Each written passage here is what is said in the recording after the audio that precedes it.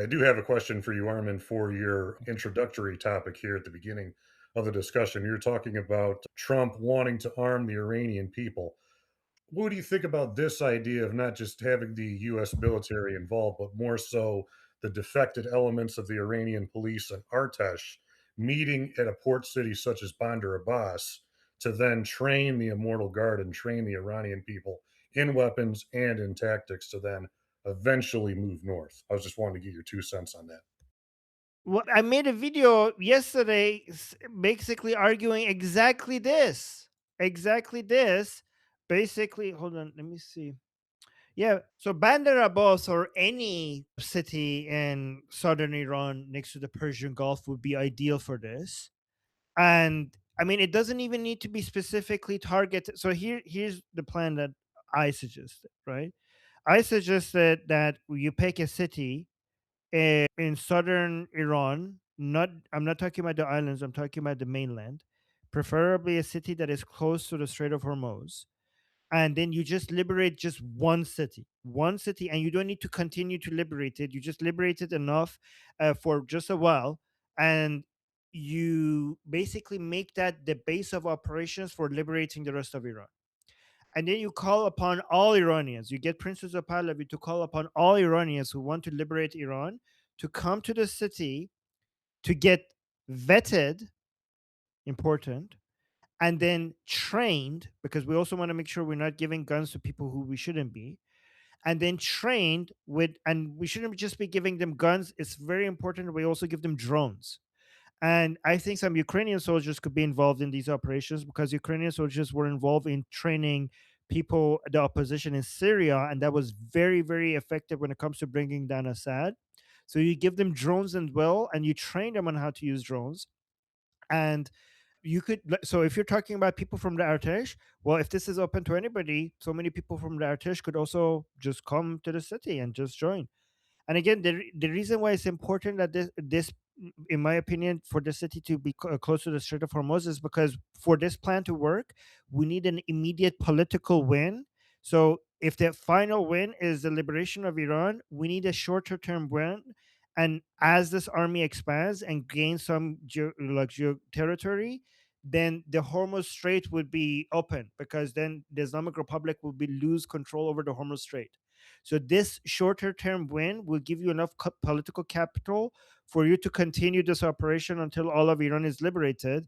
But also, once this army expands, this Iranian army expands to some extent, then as it grows, the less Americans soldiers need to be there. Like we could actually, we don't, we might just need the initial phase of this to be with the Americans' involvement, and then once these people are trained and have their own army, we could stop removing the American soldiers from there. We could keep the Ukrainians there, because that will have less political cost at Washington D.C. The Ukrainians are very motivated to support the Iranians against the Islamic Republic in the same way that they were sort of motivated to support the opposition to Assad in Syria. This would be even more motivated for this, because it was the Islamic Republic that armed Putin with Shahed drones and continues to support Putin. And Putin, they consider, like, we have a mutual enemy with the Ukrainians. They consider the Islamic Republic and Putin to be their enemy, and so do the Iranian people.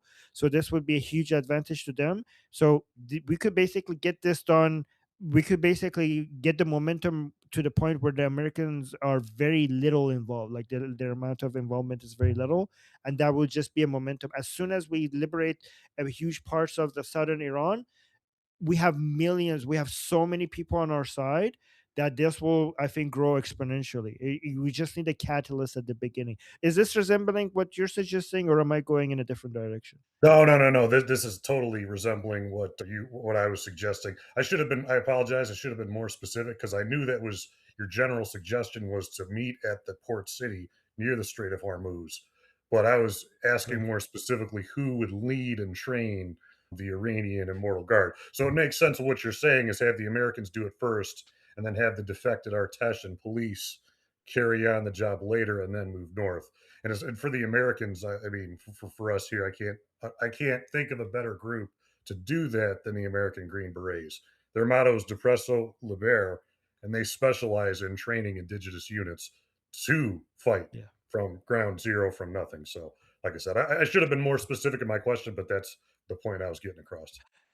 Yeah, because I think that what they need to be trained on are using certain equipments that I don't think Artesh has. Like I think the drones are really important. Like using drone technology, we could see how effective that was in Syria, and I think that's why we need the Americans and the Ukrainians to be involved in part of the training. Like we can't have just the Artesh doing that, and we do need to make sure that by the way, Bandar Abbas is a great suggestion because Bandar Abbas is close to Strait of Hormuz, and it would be a huge loss for the Islamic Republic because I don't know if people know, but most of IRGC bases and other military, most of the command centers for the armed forces of the Islamic Republic is in Tehran, except the Navy of IRGC, which is based in Bandar Abbas. So liberating Bandar Abbas is a huge blow. It's a win-win-win because it will free up. It's close to Strait of Hormuz, so it basically free up Strait of Hormuz. It will take one of the most important military bases of the Islamic Republic. Third, it will become the catalyst for the beginning step for liberating all of the rest of Iran. So Bandar Abbas would be the most ideal city to liberate first. And if on top of that, then you also bring Prince Reza Pahlavi in there, if because Prince of Pahlavi has communicated that he wants to move to Iran as soon as the first city is liberated. So if we also bring Prince of Pahlavi to Bandar Abbas when it's liberated, then that will add such a morale boost and motivation that will bring an army of Iranian people to Bandar Abbas as a way to get trained and then fight for the freedom of the rest of the country. So I think this should be the plan, honestly. Yeah. Yeah, for sure. Thank you for that, Armin. Yeah. Much appreciated, all you guys. First live call. Thank you so much. Thank you. Hopefully, we'll keep having you more often here, Jim. Thank you for being here. I Oh appreciate yeah, it. no problem. No problem. Yeah. This is really getting my light bulbs flickering, just to say. Okay, good. Sounds Okay. good. Okay. Ali wanted to respond, and we have 10 minutes. So everyone, hurry up, please. Yeah, quick question. How can we stop them from doing the same thing to like Harg Island, where if we took the island, they would just bomb the island? If we took Bandar Abbas and started training people, wouldn't they just bomb it? Wouldn't they just bomb it? All of Bandar Abbas? Yeah. Well, this is why. Okay, so this is why we originally need the Americans' involvement. Okay, so we need air defense. We need like bombardments of any forces, any launchers that are getting close to the attack on Bandar Abbas. But when you say just bomb it, I mean, if you look at what happened in Syria and also Ukraine's defense against, Putin, it's not like when you bomb an area, you get to hit exactly the people you need to be hitting. Like, bomb what exactly? But bomb the, I mean, imagine if they do, right? Most of the people who are there to fight will still be there to fight. Like, there is no button that you could press and then bombs go to Bandar Abbas and all the people that you want to die all of a sudden die because of it, right? So I'm pretty sure, like, yes, we're going to have like casualties on because of drones. Like, we're going to have heavy casualty numbers of Iranians in whatever city that gets liberated, for sure, because of drones and missiles that are coming at them. Like, there is no military strategy when it comes to arming the Iranian people where the Iranian people are going to go through this without us losing many of them as fighters. Like, obviously that's going to happen, right? um but it is the unfortunate reality that Americans dying means that President Trump would have to quit these military operations.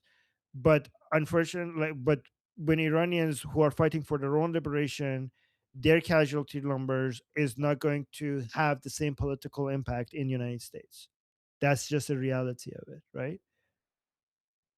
And does that make sense? Does that answer your question? Right. Yeah. He's not. But yeah, yeah, I know. I see that. But if you're worried about the fact that if when we do this, they're going to bomb the city and many Iranians will die, yep, that will happen.